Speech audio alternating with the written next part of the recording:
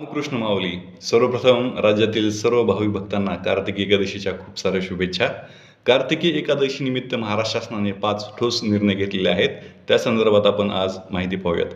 सर्वप्रथम जी काही शासकीय महापूजा असते, ती शासकीय महापूजा राज्याचे उपमुख्यमंत्री माननीय एकनाथरावजी शिंदे आणि त्यांच्या पत्नी लताताई शिंदे यांच्या हस्ते मानाचे जे काय ह्यावर्षी मानाचे जे काही वारकरी होते, नांदेड जिल्ह्यातील हिमायतनगर येथील पोटागावचे जे काही मानाचे वारकरी रामाराव वालेगावकर आणि त्यांच्या पत्नी सुशीलाबाई वालेगावकर यांच्या हस्ते पार पडली.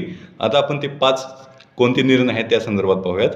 बघा, सर्वप्रथम जी काही कार्तिकी वारी यात्रा सुरू झालेली आहे, त्या सर्व वारकऱ्यांना योग्य ती सोयीसुविधा उपलब्ध व्हावेत म्हणून 5 कोटी निधी मंजुरी भेटलेली आहे.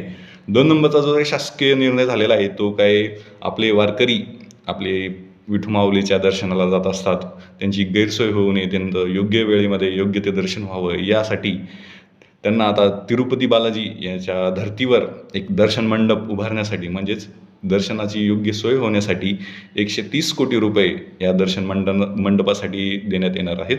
त्याचप्रमाणे आता तिसरा महत्त्वाचा निर्णय जो झालेला आहे की विठ्ठल रुक्मिणी मंदिर समितीकडे जी काही महाराष्ट्र पर्यटन विकासाची जी जागा आहे, सर्वे नंबर 161, ते आता पुढील 30 वर्षासाठी एक करारबद्ध पद्धतीने त्यांच्याकडेच देण्यात येणार आहे.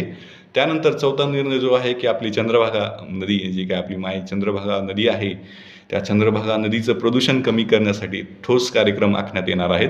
आणि 5वा निर्णय जो आहे, मानाचे जे काही वारकरी असतात, यापूर्वी जे काही मानाचे वारकरी असतील त्यांना वर्षभर एस.टी. महामंडळाचा प्रवास मोफत दिला जायचा, त्यांना एक मोफत पास दिला जायचा. यापुढे जे काय ह्याच्यानंतर किंवा ह्यापुढे जे काही मानाचे वारकरी आहेत त्यांना कायमस्वरूपी असा एस.टी. महामंडळाचा प्रवास करण्यासाठी मोफत प्रवास पास देण्यात आहेत. अशा प्रकारचे नवनवीन शासन निर्णय आणि नवीन शासन योजना अपडेट्स आणि सर्व GR योजना सगळं पाहण्यासाठी तुम्ही माझं चॅनल नक्कीच सबस्क्राईब करा अशी मी विनंती करतो.